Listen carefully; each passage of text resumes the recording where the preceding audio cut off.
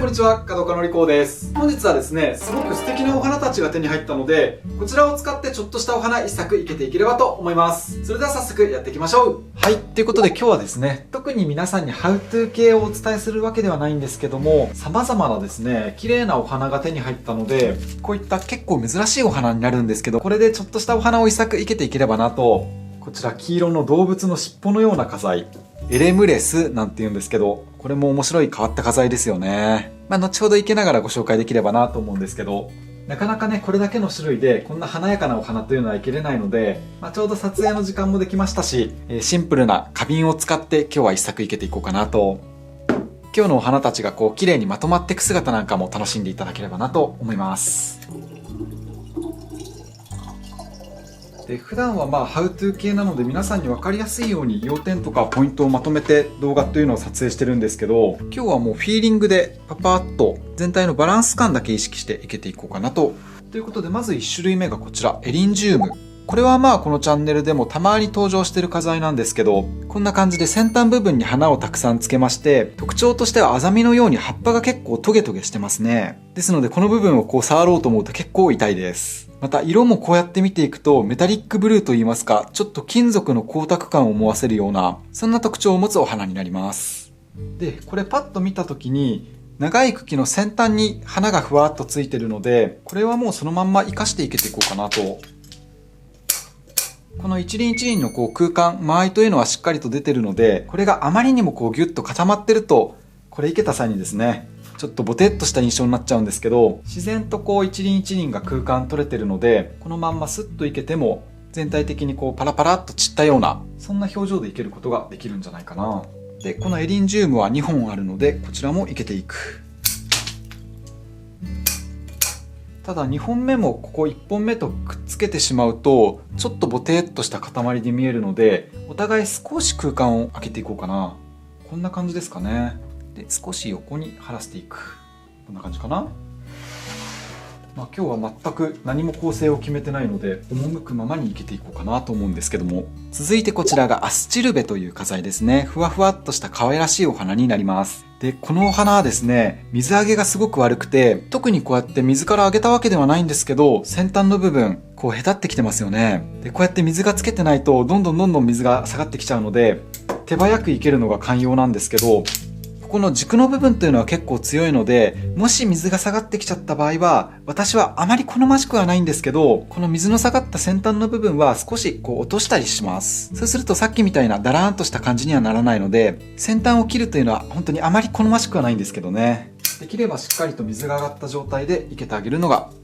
ベストですけど。ただ先ほど、茎がこう長い状態で水に浸かってたんですけど、下の部分が長いとそれだけ水を吸う力が必要になってくるので、水がこう下がりやすいんですね。ですので生ける時にしっかりと水切りをしてあげて、でこの軸の部分が短くなれば逆に水の吸いが良くなるので、今少し下がっちゃってるかもしれないんですけど、こうやって生けてあげると徐々にまたこう復活してくるんじゃないかなとは思います。ということで2本目、こちらはしっかりと水上がってますね。上の部分はまだつぼみに当たるんですけど、下の部分は今ここ満開ですね。ふわーっとした可愛らしい花材です。1本目が少し低めなので、これはちょっと高めに。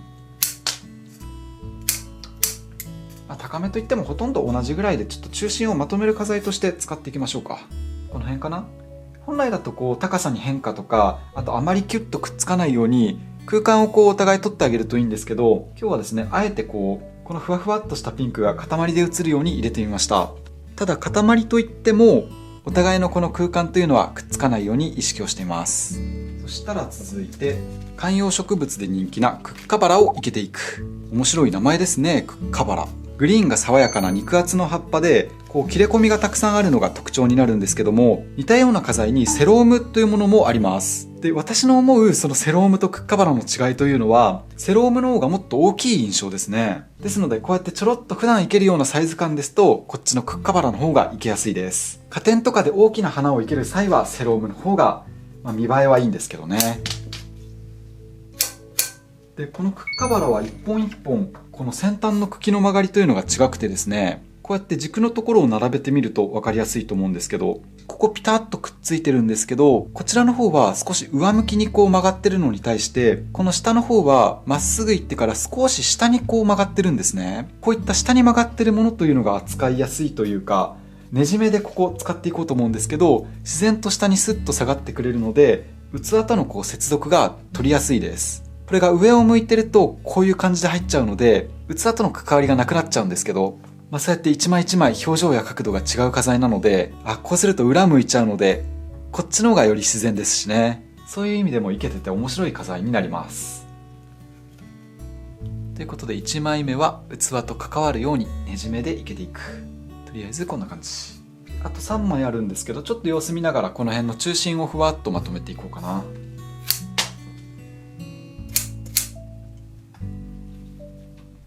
1本ぐらいあえてスーッと伸ばしてもいいかもしれないですけど、これでも角度が難しいですね。こうすると下にベローンと下がっちゃうので、ちょっとこういう感じが理想なのかな。ただクッカバナのこの茎の曲がりがここでバツンと終わっちゃってるので、これもあんまり好ましくないですね。こういう方が動きが出て面白いかな。今日はシンプルに綺麗にいけるので、あまり冒険せずにバランスを見て素直に奥行きですかね。もう1本。こういった刃物は中心をふわっとまとめるのに便利なので、だんだん器の口が閉まってくるとこうピタッと止まってくれるので、今日は他にも主役級の花材があるということで、中心をふわっと葉っぱを使ってまとめています。こうやって見てみるとエリンジウムとアッシルベ、この部分がかなりこうボテッと固まってしまってるので、バランスを見て少しふわっと散らしたいんですけど、それは後での調整でもいいかな。ですので続いて4種類目、こちらアンスリウムを生けていく。これは綺麗なアンスリウムですね。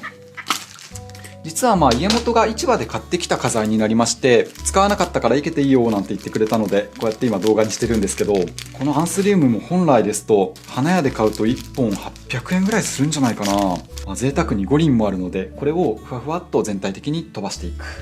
今日の取り合わせがまたなんだか南国チックな、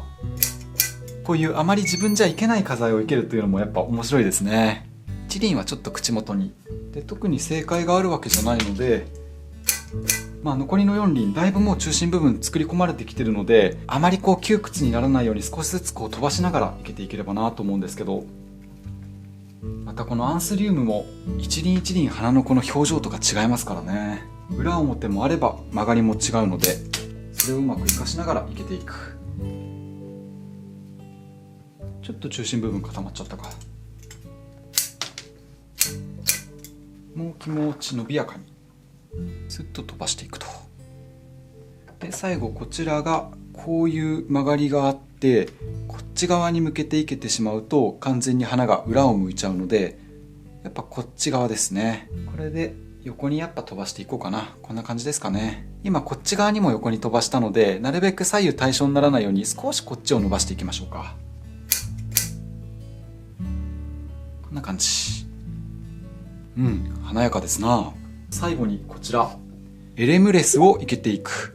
今日だとこれが一番珍しいというか、皆さんにとってもあまり見かけないお花なんじゃないかなと。サイズもですね、私の手がこのぐらいなのでかなり大きいんですけど、下の部分葉っぱとかつかないでスラッと茎が伸びて、先端部分に花穂、花穂をこうふわっとつける、そんな特徴を持つお花になります。でこの姿が狐の尻尾に似てるというところで、別名フォックステールリリーだったり、ろうそくの姿に似ていることからキャンドルリリーなんて呼び方もされてるそうです。また先ほどのアッシルベと同様に下の方から花を咲かせるので、上の部分はまだこれつぼみに当たるんですけど、下はもうだいぶ開いていますね。でこれをスラーッと伸びやかに見せてもいいんですけど、あえて今日はちょっとアレンジチックというか、他の花材も華やかなので、もちろんこういう生け花らしい空間前は取るんですけど、あまりこれだけ主役っていうよりは全体的にこう華やかにふわふわっとまとめていこうかなと。とはいえね、このエレムレスやはり1本がすごく存在感があるので、こうやってまとめていくとなんとなくこの子が主役級の感じになるのかなとは思うんですけど、でもう1本あるので、ここで最後生ける前にちょっと他の花材を調整して、しっかりと引き締めるところは引き締めて、空間間合いを取るところは間合いを取っていく。この葉っぱのスッとした広がりとかも生きてるんですよね。これがないともうものすごく窮屈な印象になっちゃうんですけど、そしてこの器との関わりを出すねじめの葉っぱ、これだけ見ても葉物というのはすごくお花をまとめる上で有用的だなとエレムレス、まあ1本でもすごく綺麗なんですけど、もう1本いけるとしたらどこだろうな。ここに入れちゃうと二股に分かれてあんまり綺麗じゃないですし、こっちだとこの辺とちょっと喧嘩しちゃうんだよな。そうやって探っていくと、少し縦にこう伸びやかに、この辺りですかね。2本なんであまり分離しちゃってもあんまかっこよくないかなというところで、高さに少し変化をつけながら最後1本を生けていく。まあこんな華やかなお花が飾ってあったら教室の生徒たちも喜びそうだな。こんな感じかな。で最後に個人的に気になるのがここの部分ですかね。ここがぽっかり開いてしまってキュッとここで終わってるので、クッカバラをここに入れちゃうともうなんか3方向同じような感じで葉っぱが入ってしまって変化に乏しくなっちゃうので、ここはあえてスカッと見せるというのはありだと思うんですけど、なんかちょっと欲しいな。でもう一点、エリンジウムがここ先端部分ボテッと塊になってるので、これは私だったら少しすいてあげて、こっちのエリンジウムもちょっと軽くして、で今落としたものを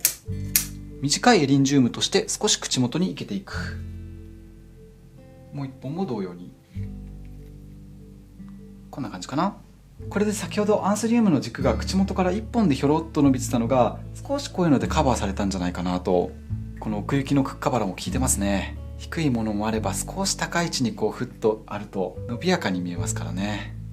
よし、こんなもんでどうでしょうか。特に凝ったお花ではないですけど、ちょっと華やかな珍しいお花を使ったシンプルなガラスの花瓶のお花が出来上がりました。はい、いかがだったでしょうか。本日の動画が面白かった、ためになったっていう方はチャンネル登録や高評価をポチッとよろしくお願いいたします。それではまた次回、バイバイ。